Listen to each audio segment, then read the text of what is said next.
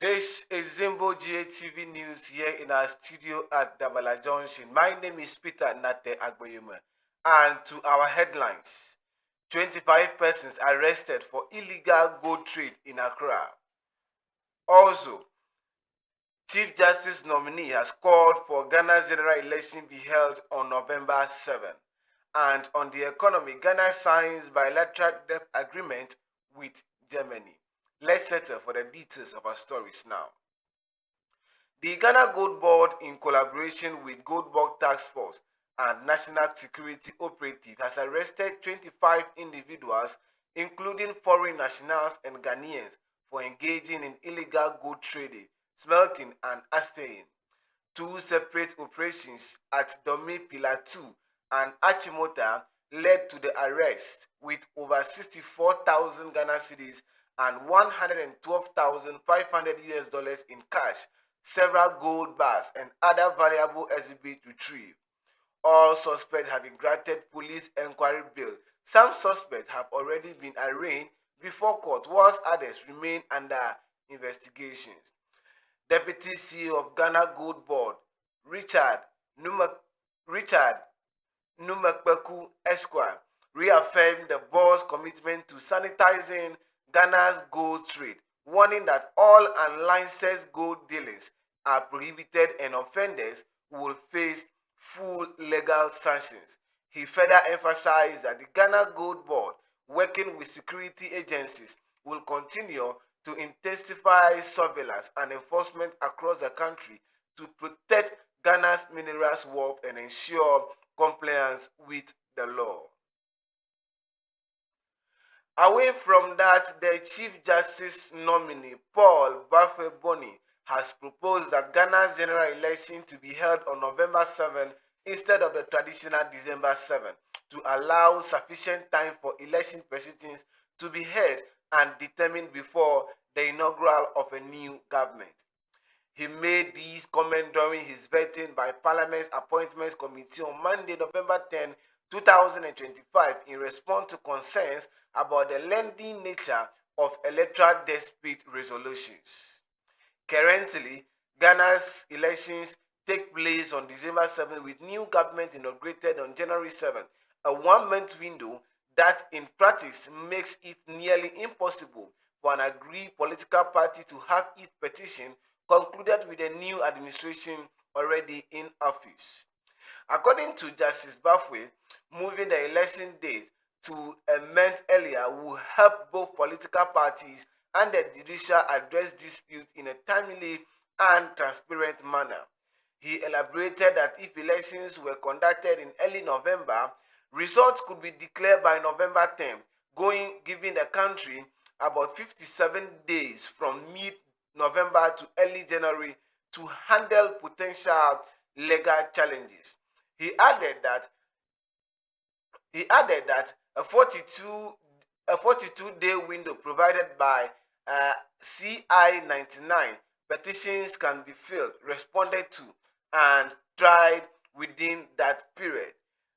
Justice Baffoe also advocated for the use of electronic services of court documents, arguing that it could significantly cut down delays caused by manual serving of processes on respondents.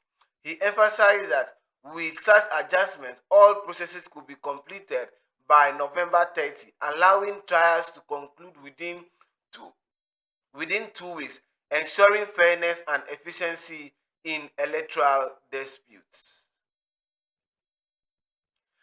Now let's take you to education, where about 110 Ghanaian PhD students studying in the United Kingdom under the Ghana's Scholarship Secretariat GSS sponsorship are facing immediate deportation and expulsion from their respective universities due to prolonged non-payment for tuition fees and stipends, some outstanding for up to 4 years. In a statement dated November 9, 2025, and addressed to Ghana's High Commissioner to the UK, Shabazita Benson, the group said the situation has reached a perilous state, with several of their members already evicted from accommodation barred from classes, or facing home office deportation notices.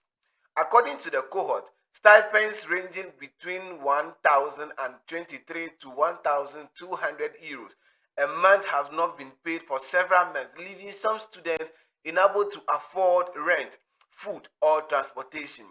The group also revealed that an estimated 10 students has been formally withdrawn from the university due to unpaid tuition fees, whilst others are unable to register for the 2025 and 2026 academic year because their renewal letters and progression review has not been issued by the scholarship secretariat.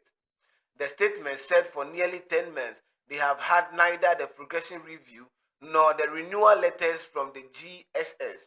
This has resulted in inability to register for the academic year, of which we are already 2 months into the study year. The affected scholars indicated that about 400 euros is needed to sustain their studies for the ongoing academic year. But so far, government efforts to clear arrears has been woefully inadequate. The students further lamented that some of their colleagues who traveled to Ghana for data collection has been refused re-entry into the UK because the university has responded and paid tuition fees to the immigration authority. They have therefore appealed to President John Dramani Mahama and the Ghana's News High Commissioner to UK to intervene urgently to avert what they describe as an impending humanitarian and diplomatic embarrassment. The group also acknowledged effort by the government to reform the scholarship system to ensure transparency and fairness, but stressed that the current crisis demands immediate redress. Let's end our bulletin where Ghana has signed a bilateral debt agreement with the Federal Republic of Germany, marking the sixth such agreement under the country's ongoing debt restructuring program. Finance Minister Dr. Kessel Atofosin described the agreement as a significant milestone in Ghana's economic recovery journey, noting that it will help strengthen the foundation of fiscal stability and anchor long-term economic progress. Dr. Fossen expressed appreciation to the government and the people of Germany for their continued partnership and confidence in Ghana's future, adding that the agreement reflects the strong cooperation between the two countries. German ambassador to Ghana, Frederick Lansdorf, congratulated Dr. Fossen and commended the government for the progress made in stabilizing the economy. He reaffirmed Germany's commitment to deepening its bilateral and economic cooperations with Ghana. This brings us to the end of our bulletin here in our studio at Double Junction. I am Peter Nate Agboyoma.